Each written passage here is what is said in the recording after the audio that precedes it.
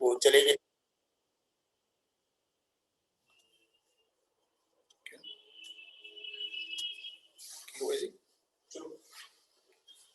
जो उनका इंटरेस्ट चला गया था जीवन से, तो हनी उनको थायराइड हो गया था, वेट कम होना शुरू हो गया था, जो चेहरे पे झुर्रियां सी आनी शुरू हो गई इतनी छोटी उम्र में। लगा कि बस जीवन ही चला गया, जीवन तो उन्हीं के साथ चला गया। तो हनीसकल मैंने उनको स्टार्ट किया था, लेकिन बहुत ही कमाल का इंटरेस्ट उनका शो हुआ ब्रांड में। कोई अप्रोक्सीमेट 2 महीने के बाद में, 1 महीने के बाद में, तो उनका धीरे धीरे इंटरेस्ट बढ़ना शुरू हो गया, उनका वेट बढ़ना शुरू हुआ।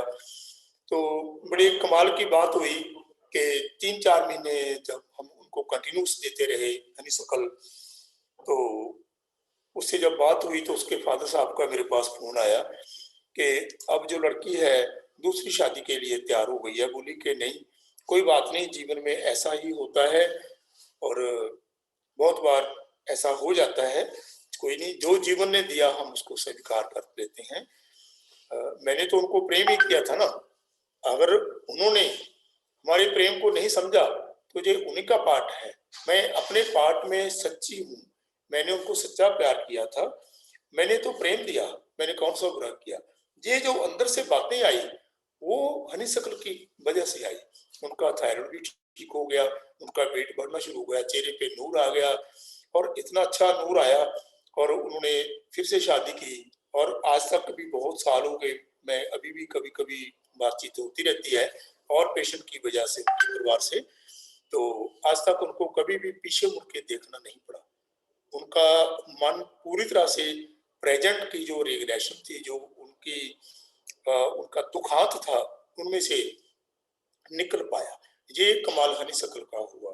ऐसे ही जीवन में बहुत सी एग्जाम्पल हैं जिनके लिए आप ट्राई करेंगे तो आपको हनीसकल कभी भी धोखा नहीं देगा, ये बहुत ही अच्छा लगेगा।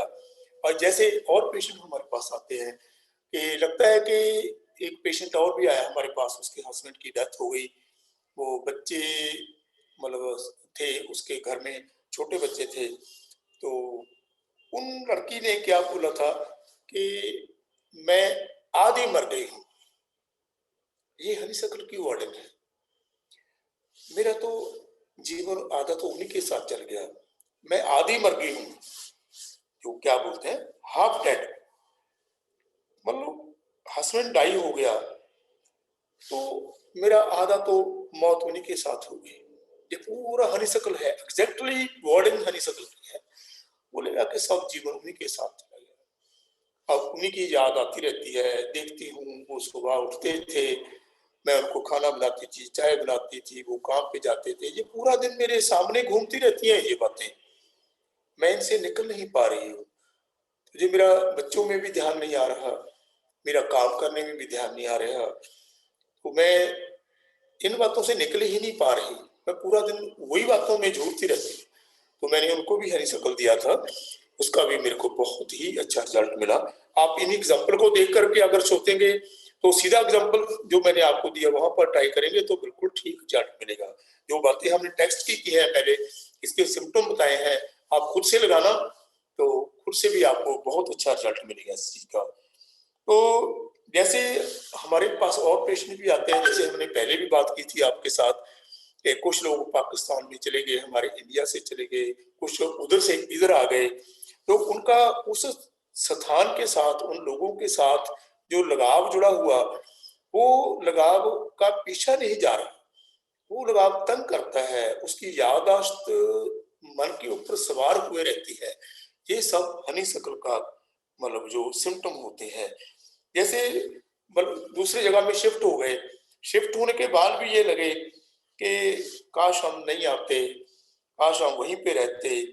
कई बार मैं बहुत वहां पे खुश थी, जहाँ खुश था।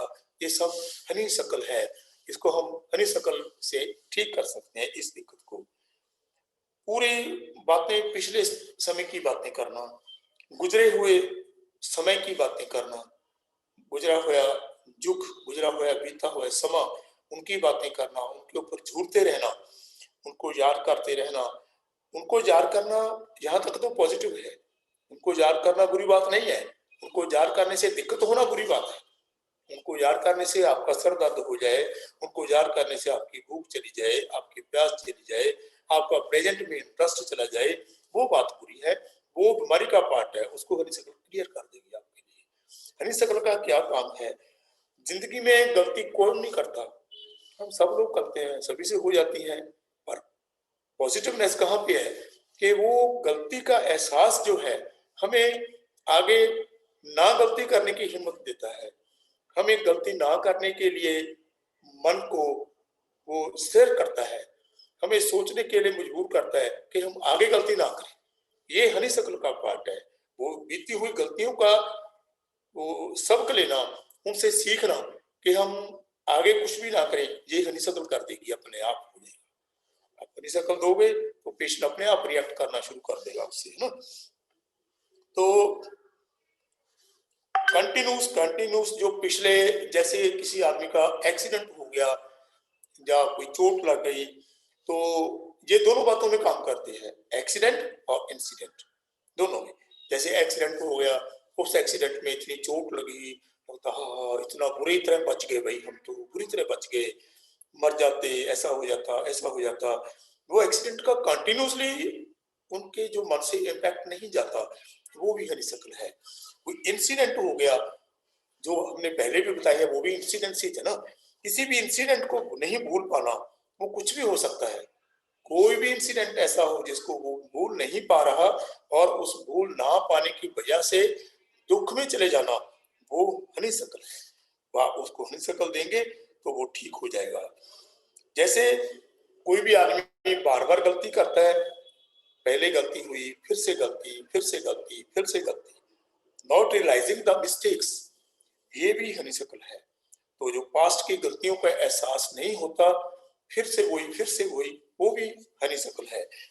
लेकिन इसके आगे एक चेस्टनट बेड भी आती है, लेकिन उसका जो बाद में कभी डिस्कस करेंगे, वो इससे अलग है दवाई। तो ये आपको जो हनीशक्ल है, आपको फ्यूचर के लिए, आपको आने वाले समय के लिए बेस्ट गाइड बनेगी। यहाँ तक मैंने हनीशक्ल को देखा तो ये इसने बड़ा कमाल का काम किया था। तो ये अपना हनीशक्ल का एक पार्ट हुआ, और इसको हम कहाँ कहाँ यूज करते हैं, प्रैक्टिकली यूज करते हैं। बड़ी छोटी छोटी एग्जांपल्स हैं जो मैं आपके साथ शेयर करता हूँ। जैसे बोला कि सर कल मेरे को बुखार हुआ था, मैं तो ना ऐसे ही हवा में चली गई बाहर, ठंडी हवा चल रही थी, मैं एकदम से बाहर चली गई, मेरे को लगता है ऐसे ओहो मैं क्यों गई वहां पे, क्यों गई, ये हनीशक्ल है।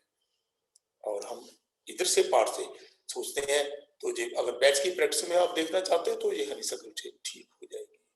और जैसे हमने कुछ काम करना था, तो लगता है कि हमने उस टाइम में ये काम करना था, वो करना था, वो हम नहीं कर पाए, उसके लिए जो सुनाई दे रहा है क्या?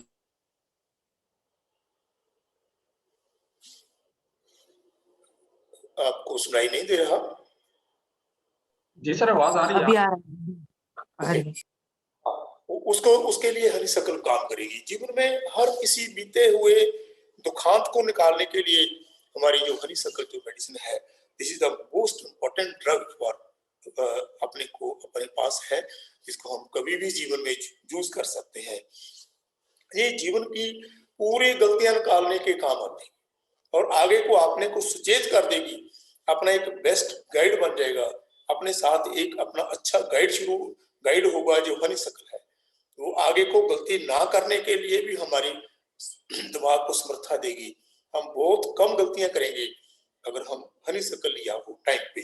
जैसे हमने एक और एग्जांपल मैं आपको देता हूँ, जैसे हमने कोई बहुत से इंपॉर्टेंट काम के ऊपर जाना है, जैसे हमने माना कि हमने आपसे बात करनी थी कि हम बैच के बारे में आज हम बातें शेयर करेंगे, तो उसके पहले हनीशक्ल की अगर एक डोज भी लेंगे आप, और कहीं भी कोई भी इंपॉर्टेंट काम करने जा रहे हैं आप, आपको ये लगता है कि भाई हम कुछ ऐसे ढंग से काम करें कुछ छूट ना जाए, कुछ रह ना जाए। कुछ रहने से क्या होगा? कुछ रहने से तो पछतावा होगा। जब कुछ रह जाएगा तो पछतावा ही होगा ना, कि भाई हम जैसे ट्रेन लेनी है, हम जल्दी जल्दी जाते हैं, जल्दी जल्दी जाते हैं, टाइम पे चले जाते हैं। अगर हम लेट चले जाते हैं, पहले सोचते हैं तो ट्रेन निकल जाएगी, फिर उसके बाद क्या हुआ, पछतावा हुआ कि भाई हम ट्रेन के ऊपर नहीं जा सके, तो बड़ी गलती हुई। अगर जल्दी उठ जाते, जल्दी चले जाते, जहाँ हम टैक्सी ले लेते तो हम पहुंच जाते। वो आप एक हरी सब्जी की डोज रात को सोते हुए लेंगे तो सुबह आप मॉर्निंग टाइम पे उठ जाएंगे। आपको वो पछतावे को खत्म कर देगी। पछतावा तभी खत्म हुआ जब आप किसी काम को टाइम के ऊपर करेंगे, फिर पछतावा खत्म हुआ आपका। तो इसी चीज को हम लेकर चलेंगे तो जीवन के ये बहुत से अपने कामों में काम आएगी। जैसे छोटी छोटी बीमारियों में जहां पर भी आपको लगता है कि पेशेंट ये बोल रहा है कि मेरे से कुछ छूट गया है, ये मैंने गलती की, मेरे को ये नहीं करना चाहिए था, काश मैं ऐसा नहीं करता, वो हनी सर्कल है और कुछ नहीं है। छोटे छोटे एग्जांपल्स है, बहुत ज्यादा एग्जांपल देने की जरूरत नहीं है। उसका मैंने नटशेल आपको जो उसका पूरा थीम है, जहाँ उसकी पूरी फील है, वो हमने आपसे शेयर की है। तो उसको आप कभी भी देखेंगे तो ये आपकी हनी सर्कल काम आएगी। हाँ, मैं आपको अगली मेडिसिन शुरू करने से पहले आपको थोड़ी सी एक बात और बताना चाहता हूँ। ये जो हमारे जीवन में क्या है, हम इमोशन के साथ जीते हैं। इमोशन ही हमारी लाइफ का एक पार्ट है। जो आदमी इमोशन को समझ जाता है उसका जीवन जो है ना वो थोड़ा सरल हो जाता है।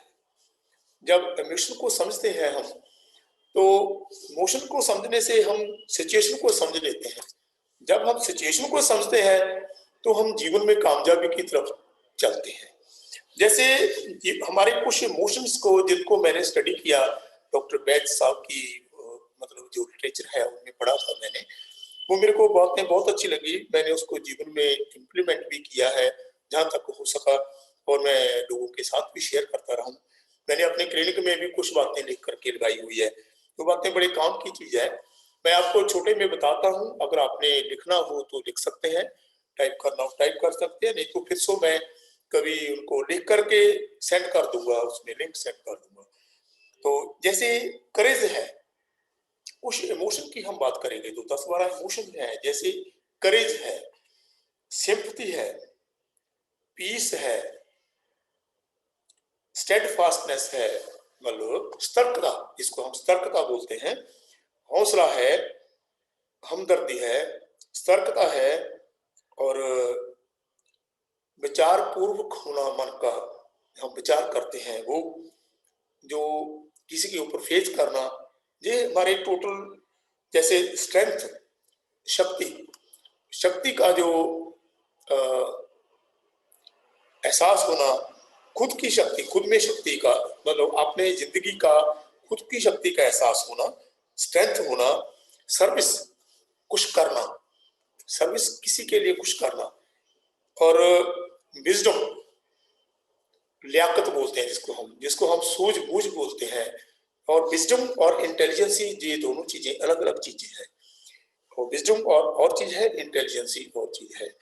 जो विजडम क्या है, वो समझ है जो परमात्मा ने हमें दे करके सभी को भेजा है। इंटेलिजेंसी किसी काम को करने की समर्था है, हम कितनी जल्दी, कैसे जल्दी, क्या जा करते हैं, क्या बोलते हैं, वो इंटेलिजेंसी है।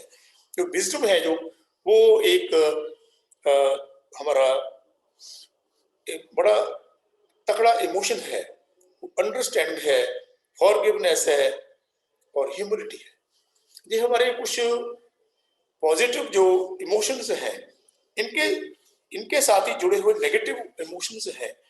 जैसे करेज है, हौसला, उसके साथ दूसरा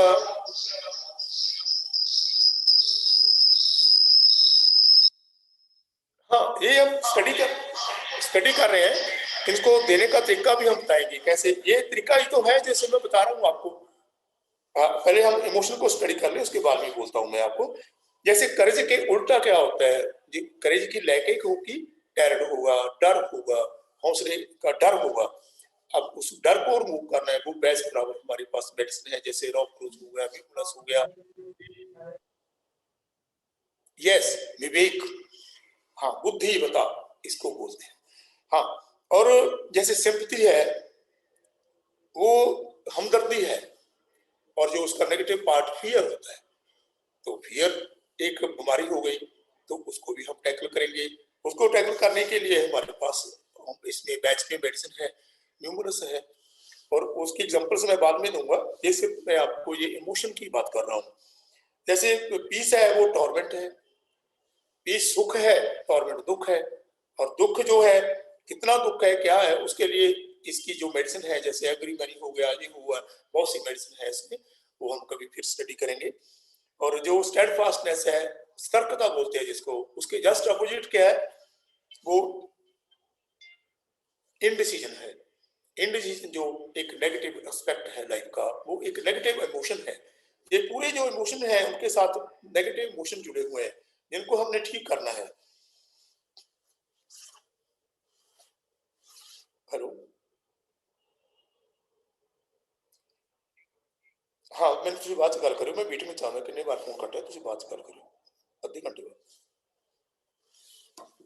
सॉरी, वो पेशेंट फोन डिस्टर्ब कर रहा था। तो जैसे थॉटफुलनेस है, थॉटफुलनेस क्या है, सतर्कता, विचार पूर्वक होना, सोचना, समझना। और उसके उल्ट उल्ट क्या है, उसका जो नेगेटिव है, इंडिफरेंस है, किसी की बात के लिए कोई रिएक्शन ना होना। ये जो रिएक्शन ना होना, ये एक बीमारी का पार्ट है। तो उसके लिए हमारे पास मेडिसिन है, क्लीमेट्स वगैरह है, लेकिन स्टडी बाद में करेंगे। जो फेथ है, फेथ के उल्टा इमोशन डाउट है। जिसके अंदर लैक ऑफ फेथ है वो डाउट होगा, जिसके अंदर डाउट होगा वो फेथ नहीं होगा। जो डाउट है वो उसकी भी मेडिसिन, उसका भी ट्रीटमेंट हो जाएगा। तो डाउट को आप ट्रीट करोगे तो उसकी प्रेजेंट स्थिति ठीक हो जाएगी, उसका प्रेजेंट कोई भी डिजीज हो वो ठीक हो जाएगी। वो किसी भी प्रकार का डाउट हो सकता है। जैसे स्ट्रेंथ है, उसके साथ स्ट्रेंथ एक नॉर्मल अवस्था है, और वीकनेस है बीमारी। स्ट्रेंथ चली जाएगी तो वीकनेस आ जाएगी, आप वीकनेस को ठीक करेंगे तो उसका जो जनरल सिस्टम ठीक हो जाएगा। तो ऐसे ही सर्विस है, जैसे फ्री में कुछ बात करना, किसी के अच्छे के लिए कुछ करना, किसी को किसी के काम आने की बात करना, ये पॉजिटिव इमोशन है। उसके साथ नेगेटिव सेल्फ लव, अपने ही साथ सेल्फिशनेस, अपने बारे में सोचना, ये सब नेगेटिव इमोशन है। जैसे विजडम है, विजडम लियाकत है, बुद्धिमत्ता है, और ज्ञान है। जो नेचुरल विजडम, जो नेचुरल ज्ञान है परमात्मा ने जो दिया है हमें, इसके नेगेटिव फुलिशनेस है, मूर्खता है, किसी बात को समझना ही नहीं, किसी बात के लिए रिएक्ट नहीं करना, ये टोटली मूर्खता है। हम उसको, फुलिशनेस को, उसके जो सिम्टम है उसको ठीक करेंगे तो उसकी प्रेजेंट इलनेस ठीक हो जाएगी। ये बैच से ही ठीक हो सकती है। और जैसे माफ करना किसी को, और उसके इलाज क्या है, इम्पेशेंट, इतना ज्यादा बेचैन हो जाना, इतना ज्यादा बेचैन हो जाना, तो वो जो उसका नेगेटिव इमोशन आ जाएगा। जो ह्यूमिलिटी है, दूसरों के लिए एक संवेदनशीलता होनी चाहिए, उसका जो नेगेटिव इमोशन है वो प्राइड, अहंकार आएगा, ये नेगेटिव इमोशन है। ये हमने नेगेटिव इमोशन की बात की है, लेकिन इनको ट्रीट कैसे करना है, इनको कैसे हम जीवन में इनका समाधान करेंगे, उसके लिए हम कभी फिर बात करेंगे। तो ये इनका जो मैंने यूज, आपको आपके कुछ क्वेश्चन होंगे इसके लिए, मेरा ख्याल है नेक्स्ट हम मेडिसिन करें, करना चाहेंगे, जहां उसको हम नेक्स्ट टाइम पे रख लें, प्लीज कहिए कैसे करें। नेक्स्ट टाइम पे रख लें। तो क्वेश्चन, पहला एक क्वेश्चन आ रहा था कि इसकी एडमिनिस्ट्रेशन और डोज क्या होगी, उस पर बात कर लें सर। हाँ, हाँ, मैं बात करता हूँ। तो अभी हम हनीशक्ल के साथ ही आज का जो सेशन है, जो आज की हमारी बातचीत है, वो उसको हम समाप्त करते हैं। और जो आपका ये कैसे मेडिसिन देनी है, कैसे करना है, वो मैं बताता हूँ। ये मेडिसिन हिंदुस्तान में मिलती है, जैसे मतलब हमारी कंट्री में तो जैसे कुछ लोग बना रहे हैं, जैसे वैक्सीन बनाता है, ये करता है, पर मैं इन बातों से संतुष्ट नहीं हूँ, क्योंकि उन मेडिसिन का मैंने रिजल्ट थोड़ा कम देखा है। तो आप ऐसा कीजिएगा, अगर आपको इसका ओरिजिनल एसेंस मिल जाए कहीं से भी, ये इंग्लैंड से, मैं तो वहीं से लेता हूँ, इंग्लैंड में उनका वो है, फार्मेसी है, वहीं से मिल जाता है। और भी कुछ कंट्रियों से मिलता है, लेकिन इंग्लैंड से मिलता है। हाँ, ओके। हाँ, मेरे पास एड्रेस है, मैं सभी को दे दूंगा, अगर आपने लेनी होगी तो वहीं से आप परचेज कर सकते हैं। उसकी जो ओरिजिनल एसेंस को मंगाना आपने, जो ओरिजिनल एसेंस आएगा, जो कम से कम वो उसकी जो पैकेज होती है वो 7.5 ml की है। मेरे पास अंदर पड़ी तो है, अभी मेरे को जाना पड़ेगा, असिस्टेंट नहीं है, मैं आपको दिखा देता कैसा होता है। ये 7.5 ml की पैकिंग होती है, उसमें करीब करीब 32 या के करीब होते हैं। जो हम 1 पाउंड में डाल देते हैं ना 32 ड्रॉप्स को, तो जो पाउंड मेडिकेट हो जाता है। या हम ऐसा करें, छोटे से बात करें, जो 4 ड्रॉप है इसके, 4 तुक्का है ना जिसका, उसको हम अल्कोहल में डाल लो, ओरिजिनल एसेंस को, उसको हिलाओ, बस वो मेडिसिन आपकी तैयार हो जाएगी। उसको आप ग्लोबिन में डाल के भी दे सकते हो, उसको आप पानी में भी दे सकते हो, जैसे उसके 1-2 ड्रॉप सुबह दोपहर शाम 3 बार ऐसे भी दे सकते हो। और मैंने तो उसको ऐसा देखा है कि ये इतनी अच्छी मेडिसिन है कि इसको इतनी डोज में अगर नहीं भी देते आप, इसको आप ग्लोबिन में डाल के देते हैं तो वो भी उतना ही काम करती है। मैंने बहुत बार इसका एक्सपीरियंस किया है। अगला क्वेश्चन, इसको दिन में सर 2-3 बार। इंग्लैंड वाला तो ग्लोब्यूल में बनता नहीं, वो तो सारा डिसॉल्व हो जाता है। मैंने बता तो दिया ना आपको, ऐसा नहीं बनेगा, वो एसेंस आएगा आपके पास इंग्लैंड वाला। जो एसेंस आएगा उसको आप, उसके जो 4 ड्रॉप लेने हैं, उसको अपने 30 ml जो हमारा अल्कोहल है उसमें डालना है। जो अल्कोहल हम अपनी मेडिसिन में यूज करते हैं, साइक्लिक के लिए यूज करते हैं ना, वही अल्कोहल है, वो 30 ml की बोतल में 4 ड्रॉप आपने डालना है, वो आपकी मेडिसिन तैयार हो जाएगी। जो वो सोल्यूशन बन अच्छा, जाएगा, उस हाँ, सोल्यूशन को अपने गोलियों में डाल के दे सकते अच्छा, हो, या ठीक है, पानी में ठीक, दे सकते हो, जैसा आपको अच्छा हाँ, लगे। हाँ, राइट? ठीक है, ठीक, हाँ, हाँ, हाँ, ठीक है, तो थैंक यू हम उसको, हम जो रूटीन केस है उसको हम 3 बार दे सकते हैं, इमरजेंसी में हम 10-15 मिनट में दे सकते हैं, ऐसा हम इसको यूज कर सकते हैं।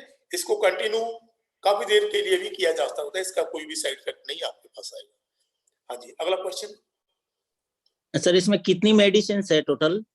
38 मेडिसिन है इसमें, और एक में इसमें इमरजेंसी मेडिसिन है रेसिक्यू, जिसका नाम है, उसके बारे में फिर हम जब आगे आगे बात करेंगे तो बात करेंगे, है ना। अभी छोटे में बताने का कुछ फायदा नहीं होगा, लेकिन वो है इमरजेंसी मेडिसिन। आप किसी भी इमरजेंसी में रेसिक्यू को यूज कर सकते हैं, आपकी काफी हद तक वो इमरजेंसी सॉल्व हो जाएगी, कोई भी इमरजेंसी। मैंने बहुत बार देखा है, हार्ट अटैक में भी देखा मैंने, कभी कभी रात को इतनी दिक्कत आ जाती है, हमारे घर में भी हमने बहुत बार यूज किया है। हाँ, एक मैं आपको रिक्वेस्ट करूंगा सभी अपने डॉक्टर साहबान को कि रेसिक्यू रेमडी तो आप अपनी गाड़ी में हमेशा रखें और अपने घर में हमेशा रखें।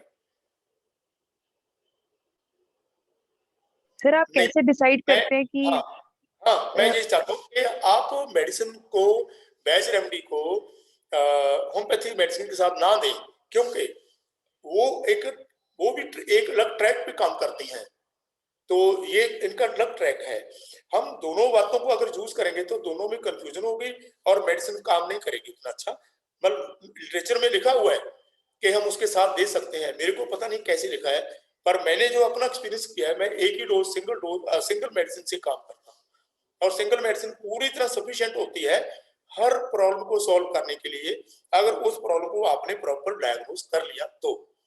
अगर डायग्नोज ये नहीं किया, ओके, सर ये भी Yes. माइंड पे ही काम करती है, वो भी माइंड पे ही हम बिल्कुल करती सिम्टम्स है, लेते मैच हैं का काम तो तो और बहुत चीजें करती है, मैच भी करती ये है, हम्दर्दी भी करती है, प्रेम भी करता है, नफरत भी करती है, बहुत चीजें करती है। ऐसे हम पूरी चीजों को साथ साथ जोड़ेंगे, फिर इसका नहीं रिजल्ट नहीं आप कैसे देखोगे? सर आप कैसे डिसाइड करते हैं क्लिनिक में कि मैं अब इस टाइम होम्योपैथिक रेमेडी दूं कि मैं बैच दूं, क्योंकि सिम्टम्स तो वही सब है। हाँ, देखो, आपके पास जैसे मेरे पास ये पेन है सारे, मेरे को पता है कि ये पेन कैसा लिखता है, ये कैसा लिखता है। ज्यादातर 90% तो मैं अपने माइंड के ऊपर ही काम, 95% की 99% करता हूँ। अब मैंने बैच के बारे में काम करना बहुत कम कर दिया है, ये मैं पहले बहुत ज्यादा करता था और बहुत ही अच्छा रिजल्ट मिलता है। मैं स्टूडेंट्स को, अपने जूनियर डॉक्टर्स को मैं बहुत सिखाता रहता हूँ, तो पहले उनके लिए ये बहुत अच्छा टूल है। तो ये महंगी पड़ती है, मैं इसलिए यूज नहीं करता। जिसका काम एक ड्रॉप देने से हो जाएगा उसको कंटिन्यूस मेडिसिन देने की क्या जरूरत है। Okay sir. हाँ, और आपको समझ में आई ना मेरी बात? मैं क्यों नहीं करता, क्योंकि मेरे को पता है कि दोनों चीजें रिजल्ट देती हैं। मेरे को इसका होम्योपैथी का पता है कि राइट रिजल्ट देगी, और मेरे को बैच का भी पता है, तो बैच को हमने बहुत बार बार देना पड़ेगा और ये कॉस्टली पड़ेगी आपको, और वो तो हमने एक ही ड्रॉप देना है उसमें। सर पुणे के एक साइकेट्रिस्ट हैं, वो बहुत बैच फ्लावर रेमेडीज को मानते हैं। उन्होंने बिल्कुल। सिर्फ एक बात मुझे बताई कि बैच फ्लोर रेमेडीज जो है उसको टेस्ट डोज देना पड़ता है, अगर वो जमता है कि नहीं वो देखना पड़ता है, नहीं तो एग्रीवेशन होता है पेशेंट के मेंटल्स में। तो ऐसा कुछ आपने देखा है क्या? नहीं डॉक्टर साहब, मैंने कुछ भी नहीं देखा, एग्रेवेशन का सवाल ही नहीं पैदा होता। जब आपने सिलेक्शन को राइट सिलेक्शन कर दिया तो एग्रेवेशन नहीं होगा।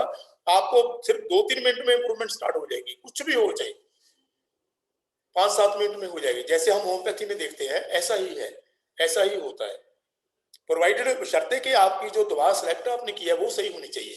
अगर आपको हनीसकल देना है तो आपको कुछ और कोई ड्रग देंगे तो नहीं होगा, तो उसका रिएक्शन भी आएगा और कुछ भी नहीं होगा, वो ठीक नहीं होगा। Thank you sir, thank you आप सर। इसको अच्छे से देख करके, पेशेंट को अच्छे से सुन करके, उसकी अच्छे से टेस्टिंग करके, उसका कोर जब आपको मिल गया कि भाई ये बात है, ये तो पूरा हनीसकल ही है, तो हनीसकल पूरा काम करेगा। ऐसा हो ही नहीं सकता कि ये ना करे। आप देखना, कभी ट्राई करना, जो बातें हमने शेयर की हैं उनके हिसाब से आप कभी देखना, अगर कोई दिक्कत आए तो बात कर लेना, कोई बात नहीं। और कोई क्वेश्चन?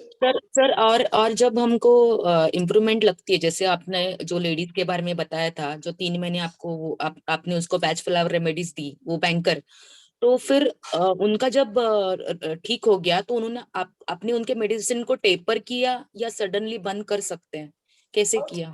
हाँ, ये पेशेंट के ऊपर डिपेंड करता है। टेपर करने की जरूरत तो मैंने तो देखो आपसे ही आज सुना है कि टेपर करना है, मैंने तो कभी टेपर किया ही नहीं, मेरे को जरूरत नहीं पड़ी। उसका वो पेशेंट था वहां से, भोपाल से था ना, काफी यहाँ से दूर है हमारे से, एमपी में पड़ता है। तो बस उसके पापा मेरे, एक बार मैंने देखा उस लड़की को, तो उसके बाद तो उसके पापा मेरे साथ बात करते थे, वो मेडिसिन उसको हम दे देते थे। तो जब पेशेंट ने मेरे को बोला, मेरे से बात हुई 2-2.5 महीने बाद, 2-3 महीने बाद, कि sir I am feeling much better, उनकी वर्डिंग जो मैंने देखी कि बोला सर, उसने कुछ पॉजिटिव वर्डिंग की ना जो मैंने पहले आपको बताई थी कि सर ये तो जिंदगी का एक हिस्सा है, हम किसी के साथ मिलते जुलते हैं, मन लगाव हो जाता है।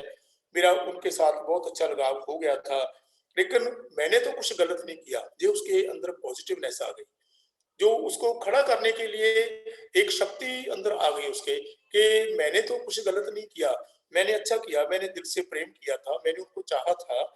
ठीक है, वो उनकी कोई मजबूरी होगी, वो मेरे साथ शादी नहीं कर सकते, तो मेरे को अभी कुछ भी बुरा नहीं लगता। मैं अब अपने में खुश हूँ, क्योंकि मैं ठीक हूँ। जब कोई आदमी अपने को ठीक फील करता है, अपने अपनी सेल्फ रिस्पेक्ट उसमें आ जाती है, तो कभी आदमी अपने को गलती का उसको अपने आप को गलत नहीं लगता, वो अपने पिछले चीजों से फ्री हो जाता है। फिर उसने डिसाइड किया कि नहीं सर, मैं अब जैसे मेरे माता पिता कहेंगे, जहाँ जो भी लड़का मेरी जिंदगी में आएगा मेरे को ठीक लगेगा, तो मैं उसके साथ पूरी तरह एडजस्ट हो जाऊंगी।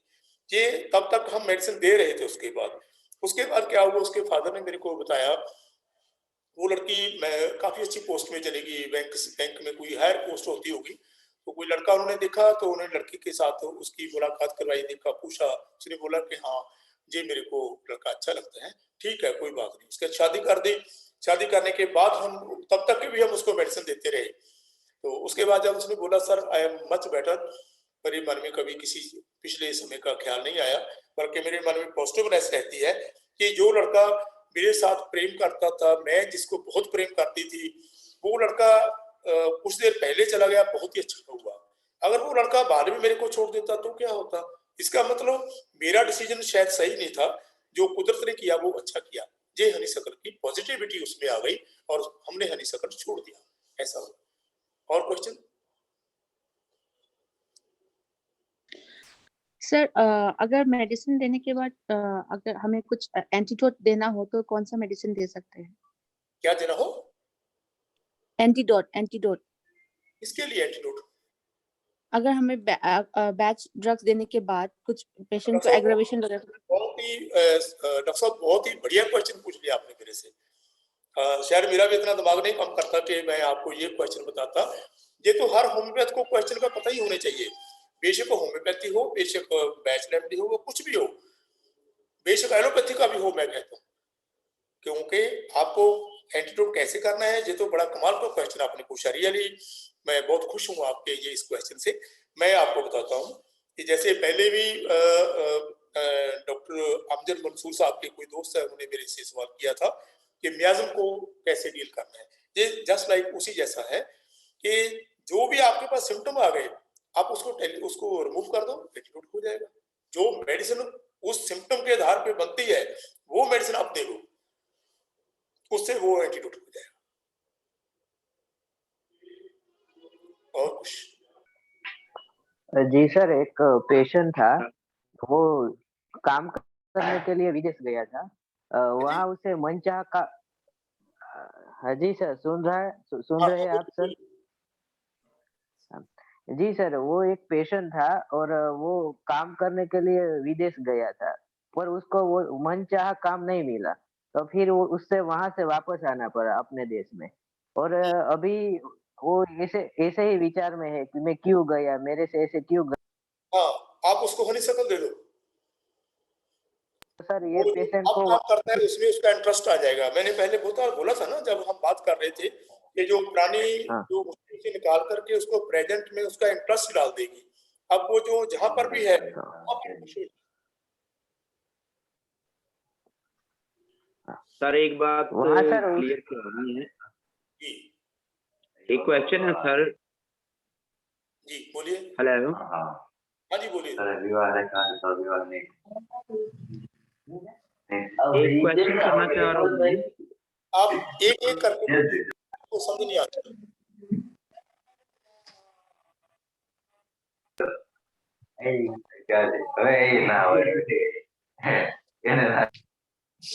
सर टाइम भी हमारा नजदीक लग गया है, तो मीटिंग एंड होने वाली है, तो आज के लिए मेरे ख्याल से नहीं। तो इंशाल्लाह नेक्स्ट सेशन में हम जो है ना मजीद बैच फ्लावर के ऊपर, नेक्स्ट रेमेडी के ऊपर बात करेंगे। सर आपका बहुत बहुत शुक्रिया, आपने इतना कीमती वक्त से अपने टाइम दिया, तो आपका बहुत बहुत शुक्रिया। तो नेक्स्ट टाइम हम नेक्स्ट रेमेडी को लेके, जो बहुत इंपॉर्टेंट रेमेडी है, रेस्क्यू रेमेडी, जैसे आज आपने थोड़ा सा जिक्र किया, इसको लेके फिर आगे चलेंगे। तो जैसे आपने बताया कि किसी भी इमरजेंसी में ये दी जा सकती है, तो इसका मतलब है कि हर डॉक्टर के पास होनी बहुत जरूरी है। तो मैं ये चाहता हूँ कि ये हर डॉक्टर की गाड़ी में होनी चाहिए और हर डॉक्टर के घर में होनी चाहिए। जी सर, कैसे करेगी काम, तो उसके लिए हम बात करेंगे। तो बहुत बहुत धन्यवाद आपका। थैंक यू सर, आपने बहुत शुक्रिया। को अच्छा सुना। और मैं doctor thank you Mansoor sir, साहब थैंक यू वेरी को धन्यवाद करना चाहता हूँ, जिन्होंने अच्छा ये काम करने का एक निश्चय किया है। आपको अल्लाह ताला thank you sir. Thanks very much.